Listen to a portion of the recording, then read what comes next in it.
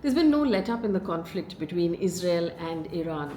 639 people have been killed in Iran and 24 people are dead in Israel. But the real question now is the United States, which is at a crossroads because reports tell us that Donald Trump has approved military attack plans on Iran. But will he actually strike? So the big question is this: is Trump in or is Trump out? And that's what we're going to look at in this video. But before we go further, a quick reminder to support us financially. You can sign up for our membership or use the super chat feature to help us do the news better for you. Now back to business. Now it's been 7 days of tit-for-tat missile attacks between Iran and Israel, started by Israel. But now there's been a direct hit on a hospital and a nuclear reactor. Last night, an Iranian missile allegedly hit a hospital in southern Israel and struck residential buildings in Tel Aviv. Now, in retaliation, Israel has bombed the Arak heavy water nuclear reactor in Iran, which is a facility that was producing plutonium as a byproduct, which could be used to make nuclear bombs. Now, Israel has said it's not just retaliating, it is dismantling Iran's nuclear weapons path. Now, a quick recap of why this whole thing is happening. Iran's nuclear program is the bone of contention. Iran has long maintained that its program is peaceful, but it has been enriching uranium. Up to 60% is where it's at right now. It needs to be at 90% to be weapons grade, and that's not very far away. And that's what's making everybody nervous because it is a non-nuclear weapons state that it's enriching at this level. On the other hand, to remind you, Israel does have nuclear arms, but has not been clear about what kind of nuclear arms and how many it has. So Israel's military has said that its jets targeted the Arak facility, and it has the reactor core seal has been halted from producing plutonium. Now this is important because plutonium is a byproduct that could give Iran a second path to building a bomb, apart from the enriched uranium that I already told you about. But in 2015, Iran had actually said that it will change the design of this facility to no longer produce plutonium in order to just ease everybody's concerns.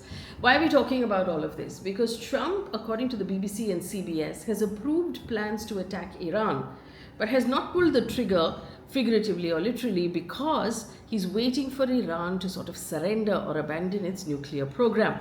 And the reason why all of this comes into question is because of one particular uranium enrichment facility called Fordow. Now, what's happening at Fordow? Fordow is a facility that is buried deep into the side of a mountain. So you actually need a special bomb to hit it, a bunker buster bomb as it's called. Now this place is 95 kilometers from Tehran, and construction was believed to have been started in 2006. They finished in 2009, and Tehran publicly acknowledged the existence of this particular uranium facility. Now, apart from the fact that it's about 80 meters under rock and soil, it's also protected by Iranian and Russian surface-to-air missiles and air defenses. Now, Israeli Prime Minister Benjamin Netanyahu has said that he's had the goal of striking it for a while, and the entire operation will only be completed after the elimination of Fordow. But the US needs to get involved, and this is why.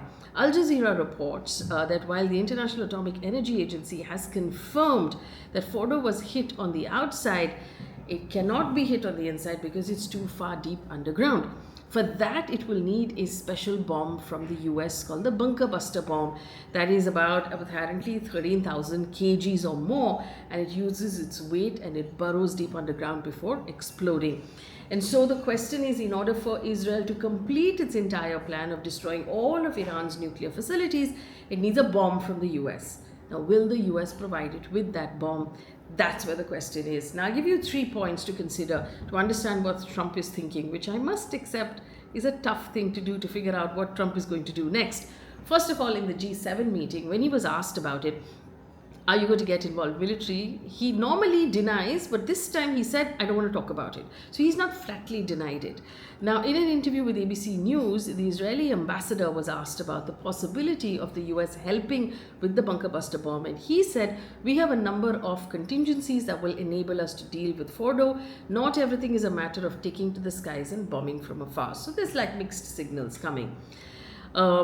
The second is the point where Trump actually said that Iranian officials are reaching out to the White House because they're getting that, I'm quoting, the hell beaten out of them.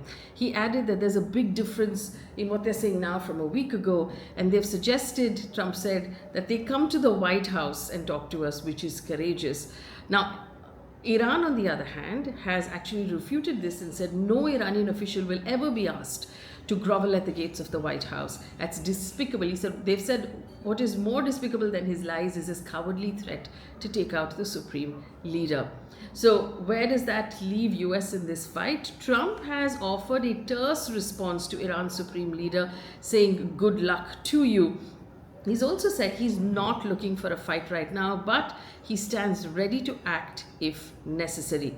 The second piece of information is that the US has begun evacuating diplomats from its embassy in Israel. The government plane evacuated a number of diplomats and its family members. 2 US officials spoke on the condition of anonymity and said this is sensitive diplomatic movements.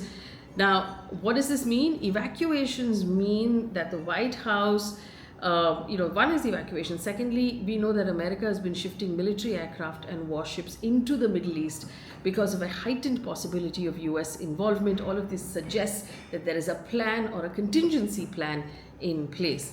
Now, the third factor to consider is Trump's domestic gallery and what's happening within his constituency. Remember, part of his election campaign was that he rallied against what he called stupid endless wars in the Middle East. And he basically said that he would never get the US involved in a stupid endless war. But at the same time, he's also constantly maintained that Iran can never be allowed to have a nuclear weapon. So these things are at loggerheads with each other right now.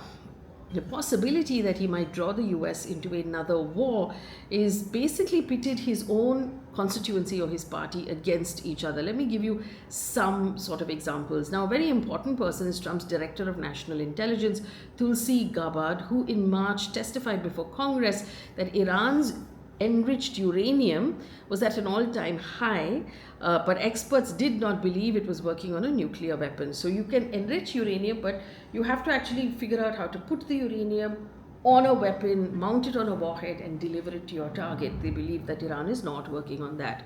On the 10th of June, 3 days before the Israeli strike, Gabbard actually posted a video where she warned that political elite warmongers are carelessly fomenting fear and tensions and bringing the world on the brink of nuclear annihilation. Now, this has put her at a rift really between her and Trump. Trump basically said, I don't care what she said, I think they're very close to having a weapon. But later, Tulsi has rolled it back. Gabbard has said basically when she was speaking to CNN that she's on the same page as Trump. So there are again mixed signals coming from there.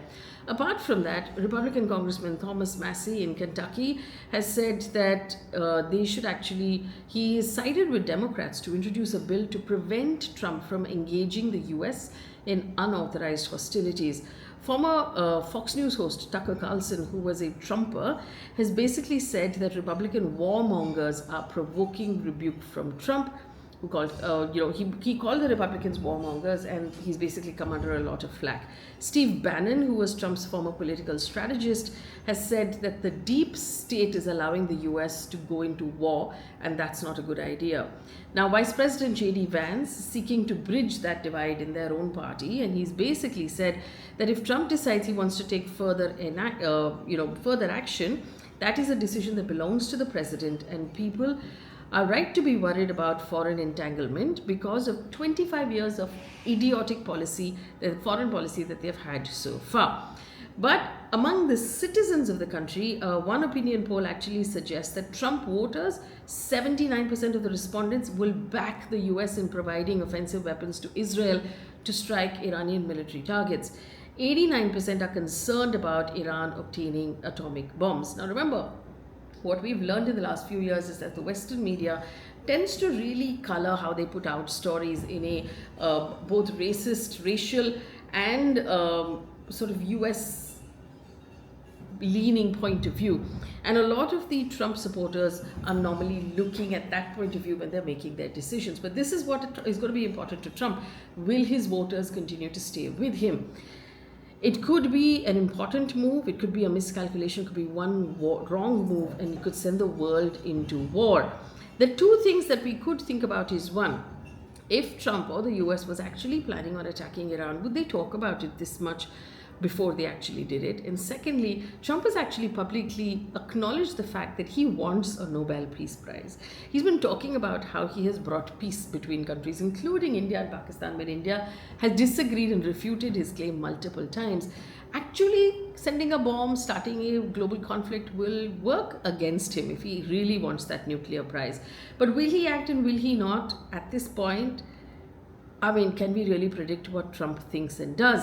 It's not about Israel and Iran anymore. This is currently about the whole world. What Washington decides to do over the next few days could shape the future of the Middle East and could shape the future of the world. And we're going to be asking questions and watching very closely. Leave me your question in the comment section or leave me your guess as to what you think Trump is actually going to do. Is he going to get involved militarily against Iran and send the world into conflict? Or is this something that he can still pull to the negotiating table and find a way to bring peace?